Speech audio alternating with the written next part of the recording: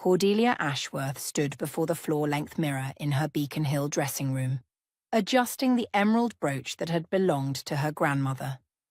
The burgundy Oscar de la Renta gown hugged her still elegant frame, a testament to decades of Pilates and careful attention to diet. At 72, she remained formidable, steel grey hair swept into a perfect chignon, cheekbones that could cut glass, and eyes the colour of winter storm clouds that had intimidated 3 generations of Boston society. Tonight was her birthday celebration, but more importantly, it was the night she would finally vindicate 8 years of carefully cultivated disdain. "Madam?" Her housekeeper, Mrs. Chen, appeared in the doorway holding a crystal flute of champagne. "The car will arrive in 20 minutes. Cordelia accepted the glass, taking a measured sip of Dom Perignon. "Tell me, Mrs. Chen, what do you imagine people wear to formal dinners when they've been living on a farm?" Mrs. Chen, who had worked for the Ashworth family for 15 years, recognized the dangerous glitter in her employer's eyes. "I wouldn't know, madam." "Flannel, I'd imagine. Perhaps denim if they're making an effort." Cordelia's laugh was crystalline and cold. 8 years of digging in dirt tends to coarsen one's aesthetic sensibilities. The housekeeper retreated without comment, leaving Cordelia alone with her anticipation. Tonight, at the Union Club's most prestigious private dining room, she would gather Boston's elite to witness the spectacular failure of her only son's rebellion. Dashiell had thrown away everything: his Harvard MBA, his promising career at Fidelity Investments, his rightful place in Boston society, all for some misguided romantic notion about sustainable farming and that woman, Serafina Kowalski. Even the name tasted common on Cordelia's tongue, a scholarship student from Holyoke, Massachusetts, some dreadful mill town where her father had worked in a paper factory. Cordelia had done her research, of course. The girl's mother cleaned houses, her father drank too much beer and watched too much television. When Dashiell had brought her home during his final year at Harvard, Cordelia had seen right through the wide eyes and earnest talk about authentic living and meaningful work. Gold digger, pure and simple, but Dashiell, brilliant as he was with numbers and economic theory, had proven woefully naive about human nature. He'd married the girl despite Cordelia's increasingly vocal objections, taken his modest trust fund, and disappeared into the Berkshire Mountains to play farmer. The last Cordelia had heard, through her lawyer's careful inquiries, they were struggling to make ends meet on some organic vegetable operation, probably living in a trailer and shopping at thrift stores. The thought filled her with a satisfaction she wasn't entirely proud of, but couldn't suppress. Her phone chimed with a text from Vivienne Cabot. "Darling, Bitsy and I are simply dying to meet your son's wife. Should we prepare ourselves for rustic charm?" Cordelia typed back, "I expect tonight will be quite educational for everyone involved." She finished her champagne and collected her Hermes clutch. Tonight would be perfect revenge disguised as maternal grace, a public demonstration that Cordelia Ashworth had been right all along about the consequences of poor choices. The Union Club's Beacon Room glowed with the warm light of crystal chandeliers that had witnessed a century of Boston's most important social gatherings. Cordelia had chosen the venue deliberately. Its mahogany-panelled walls and portraits of distinguished members created an atmosphere of unassailable respectability that would make any social inadequacy painfully obvious. The guest list represented the cream of Boston society, carefully curated to maximize the evening's impact. Professor Whitman from Harvard's economics department held court near the marble fireplace, his white beard perfectly trimmed, discussing market volatility with Thomas Lowell III, whose family had been investing Boston's money since before the Revolution. Vivienne Cabot, resplendent in Chanel and enough diamonds to blind a small aircraft, whispered conspiratorially with Bitsy Winthrop about the latest scandal involving someone's daughter and an inappropriate European count. Muffy Saltonstall, whose grandfather had been Theodore Roosevelt's Secretary of the Navy, adjusted her triple strand of Mikimoto pearls and surveyed the room with the satisfied air of someone whose social position was as unshakable as the granite foundations of Beacon Hill itself. Near the windows overlooking the public garden, Judge Morrison Prescott discussed recent Supreme Court decisions with Dr. Nathaniel Cutting, Chief of Surgery at Massachusetts General Hospital. "Cordelia, darling." Vivian glided over, air-kissing both cheeks with practiced precision.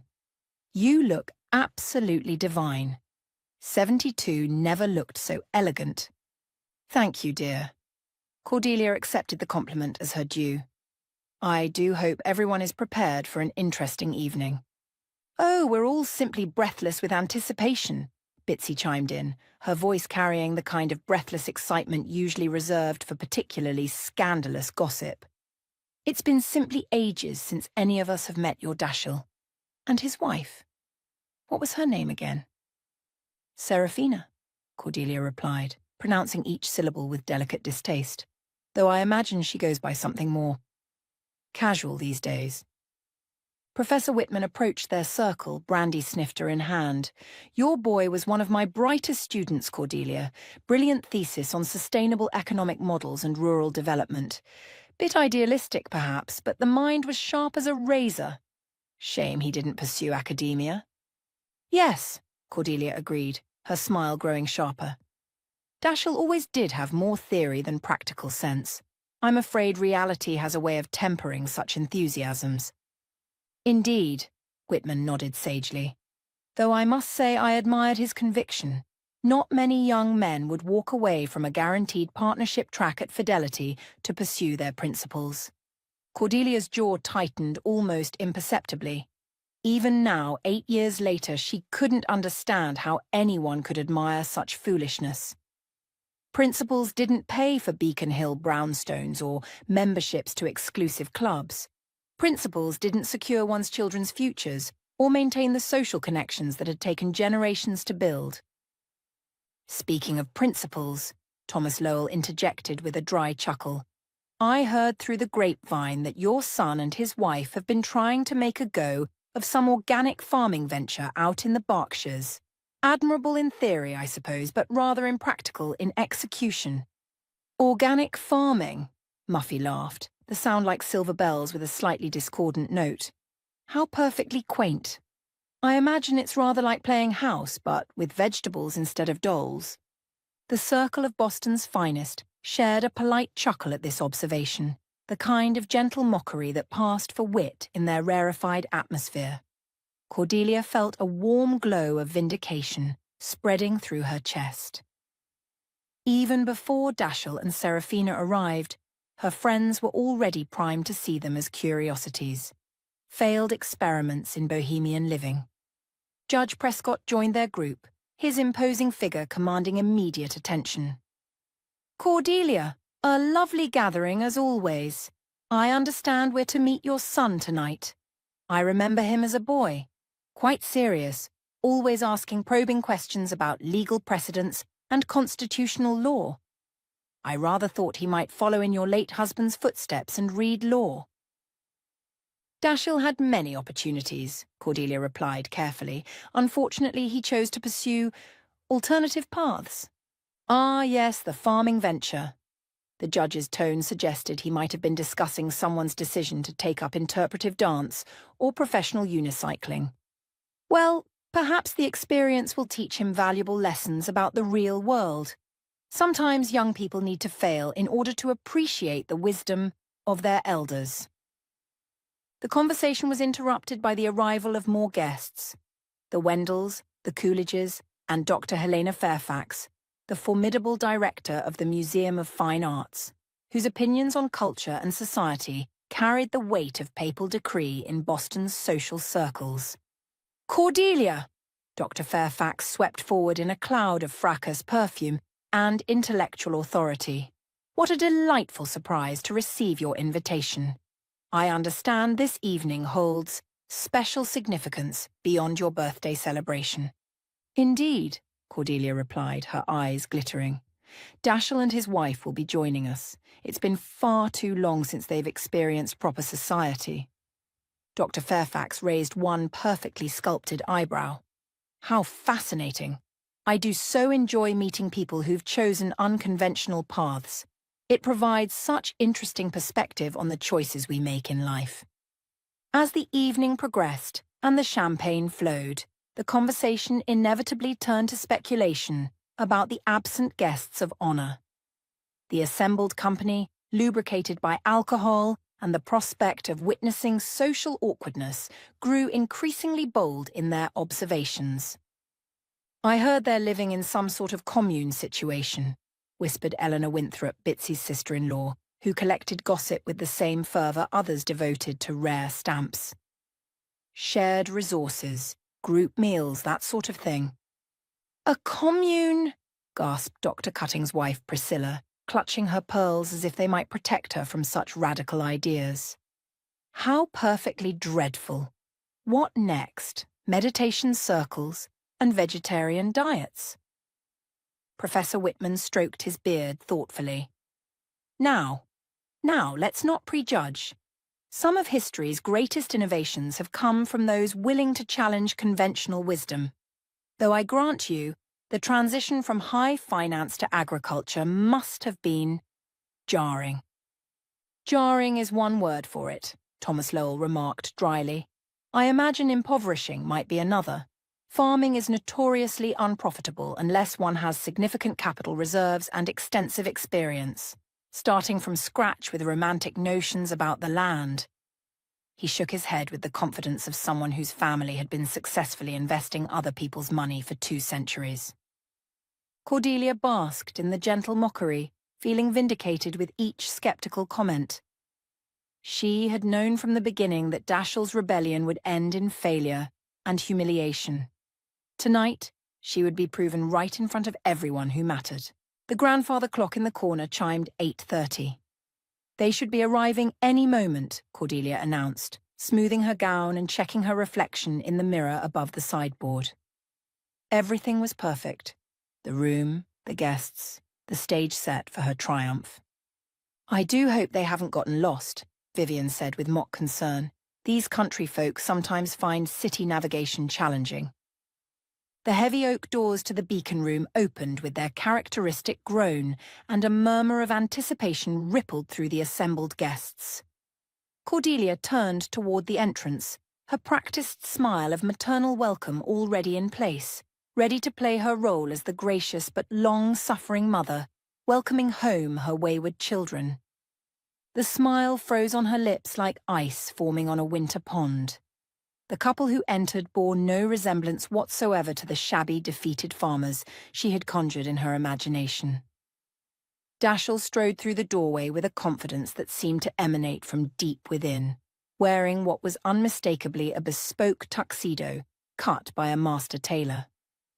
The fabric moved with him like liquid midnight, and his once unruly auburn hair had been styled with understated sophistication that spoke of expensive salons and professional grooming. But it was the transformation in his bearing that truly stunned Cordelia. Gone was the nervous, eager-to-please young man who had sat through countless family dinners looking like he'd rather be anywhere else. 8 years had sculpted him into someone entirely different, his shoulders broader from physical labor but his posture distinctly aristocratic, his face weathered by sun and wind, but carrying an authority that commanded immediate respect. And then there was Serafina. Cordelia felt her breath catch in her throat as she watched her former daughter-in-law glide into the room with the fluid grace of someone utterly comfortable in her own skin. The uncertain scholarship student who had stumbled through conversations about art and literature, intimidated by the weight of Ashworth family expectations, had vanished entirely. This woman moved like royalty. Her midnight blue Valentino gown, Cordelia recognized the designer immediately, having coveted the same dress in the latest Vogue, flowed around her like liquid silk, cut to perfection, and clearly couture. Her dark hair, once worn in simple styles that spoke of budget constraints and limited time, was swept into an elegant chignon that showcased diamond earrings that caught the light with every subtle movement of her head. But it was more than the expensive clothing and jewelry. Serafina carried herself with the kind of quiet confidence that money couldn't buy, the assurance of someone who had found their place in the world and no longer needed external validation to prove their worth. A collective intake of breath swept through the beacon room as the distinguished guests absorbed this unexpected development. The patronizing smirks vanished from their faces, replaced by expressions of curiosity and, Cordelia noted with growing alarm, genuine admiration. Mother. Dashiell's voice had deepened over the years, carrying resonances of authority and warmth that hadn't been there in his youth. He approached Cordelia's position near the fireplace with measured steps, leaning down to brush his lips against her cheek in a gesture that was formally correct but notably lacking in emotional warmth. "Mrs. Ashworth," Serafina added, extending her hand with the kind of gracious smile that suggested good breeding and expensive finishing schools, neither of which Cordelia knew her to possess. "Thank you for including us in your celebration. It's been far too long." Cordelia found herself momentarily speechless, a rare occurrence that did not go unnoticed by her sharp-eyed friends. She managed to collect herself enough to gesture toward the table she had strategically positioned in the center of the room, ensuring maximum visibility for what she had assumed would be their social humiliation. "Of course," she managed, her voice slightly strained. "Please sit. I'm sure everyone is eager to hear about your experiences." As they moved toward their seats, Cordelia couldn't help but notice the whispered conversations that followed in their wake. Where she had expected snickers and raised eyebrows, she observed looks of intrigue and approval. Dr. Fairfax, whose opinion could make or break social reputations, watched Serafina with the kind of attention usually reserved for particularly fine pieces of art. The evening that followed became a masterclass in social grace under pressure. Rather than the awkward fumbling Cordelia had anticipated, she found herself watching Serafina navigate Boston society with the skill of a seasoned diplomat. "Mrs. Kowalski," Professor Whitman began, only to be gently corrected. "Kowalski Ashworth, actually," Serafina replied with a warm smile. "Though please call me Serafina. And I must tell you how much I enjoyed your book on sustainable economic development. Your insights into the relationship between environmental stewardship and long-term profitability were particularly illuminating." Whitman's eyebrows shot up in surprise. "You've read The Economics of Sustainability. I'm flattered. It's not exactly light reading." "Hardly," Serafina laughed, and Cordelia noticed that her laugh had gained depth and musicality over the years. "But when you're trying to build a business model around sustainable practices, understanding the theoretical framework becomes rather essential. Your chapter on agricultural innovation particularly resonated with our experience." Dr. Fairfax leaned forward with interest. "You're in agriculture? How fascinating. There's been such a renaissance in artisanal food production lately. I've been following the movement with great interest from a cultural perspective." "We've been fortunate to be part of that renaissance," Dashiell interjected, his hand finding Serafina's with unconscious ease. "My wife has been pioneering some innovative approaches to sustainable farming that have caught the attention of the broader culinary community." "Pioneering?" Thomas Lowell inquired, his skepticism evident but polite. "In what sense?" Serafina's smile remained serene. "We've developed integrated systems that combine traditional farming wisdom with modern technology to create truly sustainable operations. The key is understanding that environmental responsibility and profitability aren't mutually exclusive. They're actually synergistic when properly implemented." Judge Prescott, who had been listening with the attention he usually reserved for complex legal arguments, nodded approvingly. "A sound principle. I've often observed that short-term thinking in any field, legal, economic, agricultural, tends to produce inferior long-term outcomes."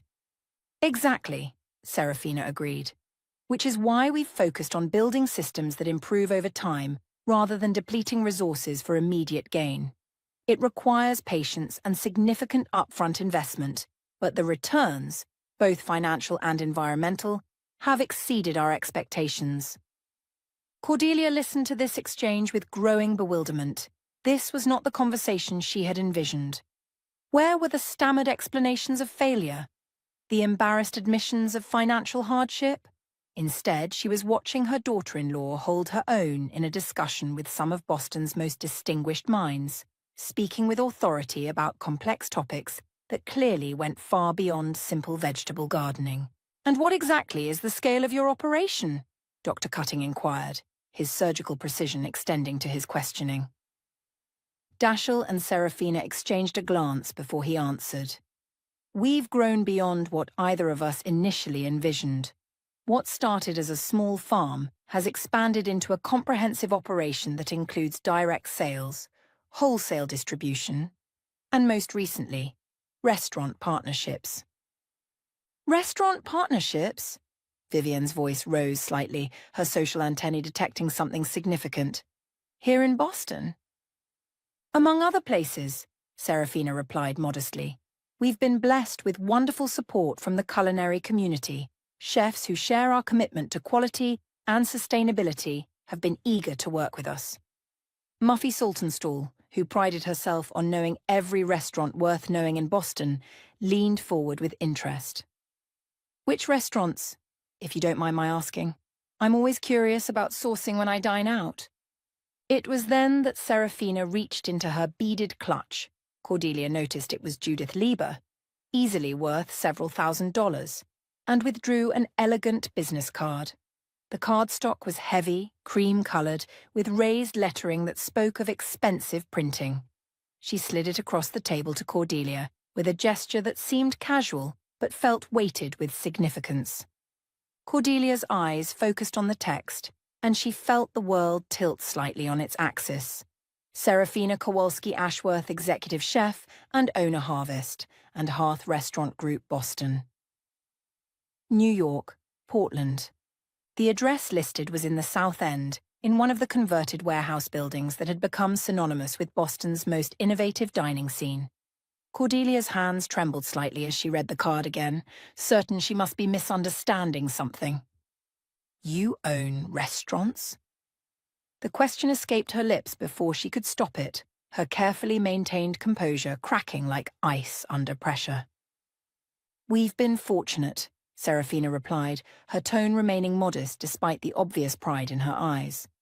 "What started as direct farm sales evolved into catering, then a small cafe, and eventually full restaurant operations. The demand for truly sustainable, locally sourced cuisine has grown tremendously over the past few years." Bitsy Winthrop gasped audibly, her hand flying to her throat. "Harvest and Hearth? My daughter absolutely raves about that place. She says it's impossible to get a reservation." Dr. Fairfax sat back in her chair, a look of dawning recognition crossing her patrician features. "Good heavens, you're the Serafina Kowalski Ashworth, the James Beard nominee. I attended your charity dinner for the Children's Hospital last month. Extraordinary cuisine. I haven't stopped thinking about that butternut squash soup with brown butter and sage." The silence that followed was deafening. Cordelia felt every eye in the room turning toward her, watching for her reaction to this revelation. The careful sympathy she had been receiving all evening was transforming into something that looked uncomfortably like pity, but not for Dashiell and Serafina. Professor Whitman cleared his throat, his academic mind clearly processing this new information. A James Beard nomination? That's quite an achievement. The Foundation doesn't hand out those lightly. "We were honoured just to be considered," Dashiell said quietly, his hand tightening slightly on his wife's. "Serafina's vision has always been about more than just food. It's about creating connections between people and the land that sustains them." "And the business model?" Thomas Lowell inquired, his investor's instincts overriding social convention. "Restaurant ventures are notoriously risky, especially for newcomers to the industry." Serafina's smile grew slightly wider. "Which is why we approached it methodically. The farm provided our foundation, both literal and financial. We built slowly, reinvesting profits rather than seeking external funding. focusing on quality and sustainability over rapid expansion. It took longer than traditional approaches might have, but it created a more stable foundation. Smart, Lowell nodded approvingly. Too many young entrepreneurs try to scale too quickly and end up over-leveraged. Patience is a virtue in business as much as in farming. Judge Prescott leaned forward with interest. And the legal structures. I imagine coordinating agricultural operations across state lines with restaurant management creates some complex regulatory challenges. It does, Daschle agreed. We've had to become experts in everything from agricultural regulations to liquor licensing, zoning laws to labor standards. It's been quite an education. Dr. Cutting's wife, Priscilla, who had been uncharacteristically quiet, finally spoke up. I have to ask, didn't you read law at Harvard, Daschle? Before you changed directions? Economics and business, actually, Daschle corrected gently. Though the analytical skills have certainly transferred. Building a business requires the same kind of systematic thinking as economic modelling, just applied to more tangible variables. Cordelia listened to this exchange with growing disorientation. Every question her friends asked revealed new layers of success and sophistication that she had never imagined possible. The failure she had been so certain of had somehow transformed into triumph. And not just modest success, but the kind of achievement that commanded respect even from Boston's most demanding critics. I'm curious about the expansion, Dr. Fairfax continued, clearly fascinated by this unexpected development. You mentioned New York and Portland? We opened in Portland last spring, Serafina explained. The city has such a vibrant food culture and strong commitment to sustainability. It seemed like a natural fit. The New York location will be opening next month in Brooklyn. We wanted to stay true to our community-focused approach rather than jumping straight into Manhattan. Brooklyn's where all the innovation is happening anyway, Vivian observed, her social radar recalibrating rapidly. Manhattan dining has become rather predictable. The real creativity is happening in the outer boroughs. Eleanor Winthrop, who collected restaurant experiences like rare butterflies, practically vibrated with excitement. When you say next month, do you mean there might be an opening event? The kind of thing one might attend? Serafina's laugh was warm and genuine. We're planning a soft opening for friends and family, then a formal launch the following week. I'd be delighted to send you information if you're interested. The transformation in the room's atmosphere was palpable. What had begun as an evening designed to showcase failure had somehow become a celebration of unexpected success. Cordelia watched in mounting horror as her carefully curated gathering of Boston's elite pivoted from preparing to witness humiliation to actively courting the favor of her son and daughter-in-law. This is all quite fascinating, Professor Whitman mused, swirling his brandy thoughtfully. You've essentially created a vertically integrated operation that controls every aspect of the food production chain. From an economic perspective, it's a brilliant hedge against market volatility. Exactly, Daschle agreed. When you control your inputs, you can maintain consistent quality while insulating yourself from commodity price fluctuations. It requires more capital and expertise up front, but provides much better long-term stability. Thomas Lowell nodded approvingly. Sound business principles. I'd be interested in hearing more about your expansion plans. Are you considering additional locations or focusing on deepening your presence in existing markets? As the conversation continued, Cordelia found herself increasingly marginalized at her own birthday celebration. The evening that was supposed to center on her triumph had somehow become a showcase for achievements she had never imagined possible. Her friends, the people whose opinions had shaped Boston society for generations, were treating Daschle and Serafina not as curious failures, but as successful entrepreneurs worthy of serious respect. The realization hit her like a physical blow. She had been completely, catastrophically wrong about everything.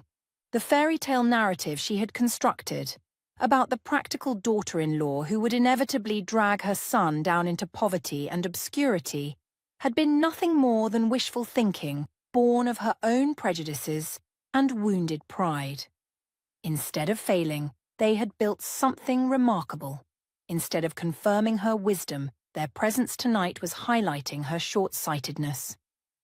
As the evening wore on, the conversations around the table grew more animated and engaged. Serafina discussed sustainable agriculture with the passion of someone who had found her calling, while Dashiell spoke about business strategy with the confidence of someone who had proven his theories in practice. They fielded questions about everything from supply chain management to culinary philosophy with expertise that clearly impressed Boston's most demanding audience. And through it all, Cordelia sat in increasingly stunned silence, watching her carefully constructed worldview crumble like a house built on sand. When Serafina excused herself to step outside for some air, these Boston autumn evenings are so lovely and we don't get to the city often, several of the women followed, clearly eager to continue their conversations away from the formal dining atmosphere. Through the tall windows, Cordelia could see them clustered on the club's terrace, their animated gestures suggesting enthusiastic discussion. "Your son and his wife are remarkable," Dr. Fairfax observed, settling into the chair beside Cordelia.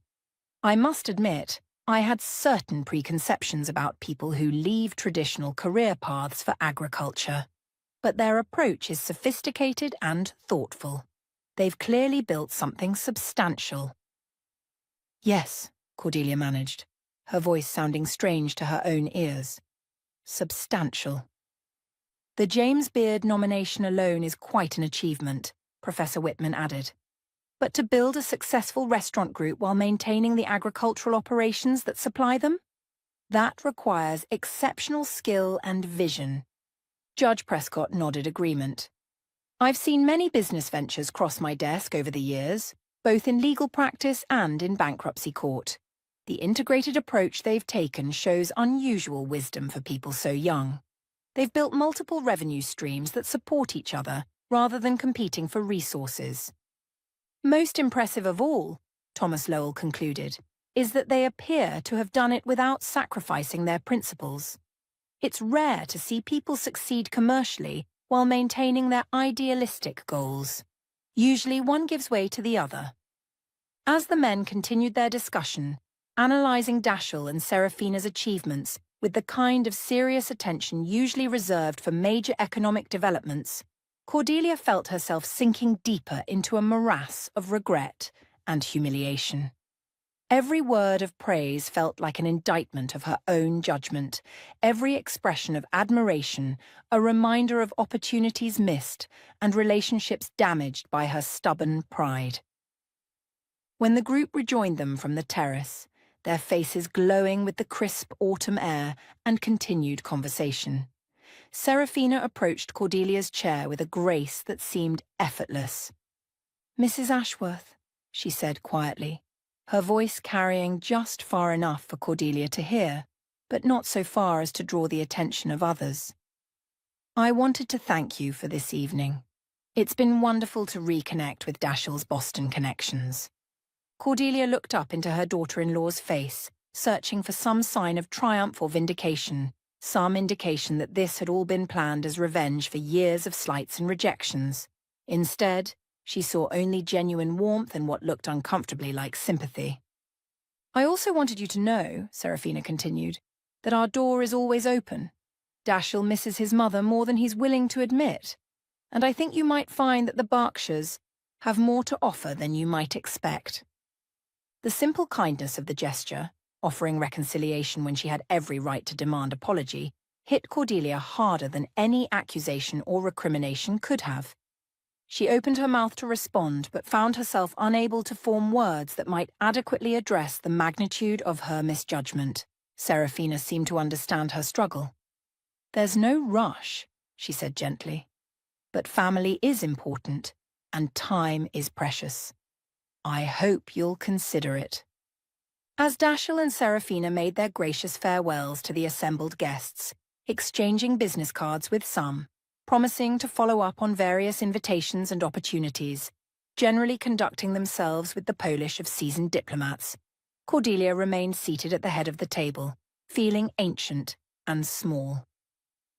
The room gradually emptied as her friends departed, their conversations now dominated by enthusiastic discussion of the evening's unexpected revelations.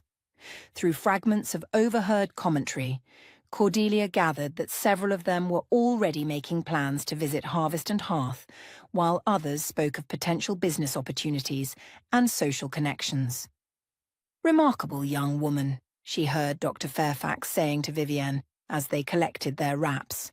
"Such poise and intelligence, and that vision for sustainable cuisine. Quite impressive." "Indeed," Vivienne replied. "I must call my event planner immediately. If they're opening in New York next month, I absolutely must secure an invitation to the launch party."